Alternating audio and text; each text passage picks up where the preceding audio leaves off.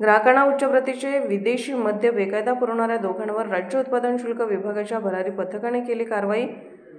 शहरातील मोठी hotels, pubs आणि रिसॉर्ट्समधील पार्ट्यांमध्ये ग्राहकांना उच्च प्रतीचे विदेशी मद्य बेकायदा पुरवणाऱ्या दोघांवर राज्य उत्पादन शुल्क विभागाच्या भरारी पथकाने कारवाई केली आहे। राजकुमार नारायण उपाध्याय आणि दीपेश कुमार विजयकुमार साह अशी अटक करण्यात आलेल्या आरोपींची नावे आहेत। आरोपींनी विदेशी मद्याच्या बाटल्यांसाठी राज्य सरकारला देय असलेले उत्पादन शुल्क न भरताच या मद्याची विक्री होत असल्याचे तपासात उघड झाले आहे। त्यांच्यावर गुन्हा दाखल करण्यात आला आहे।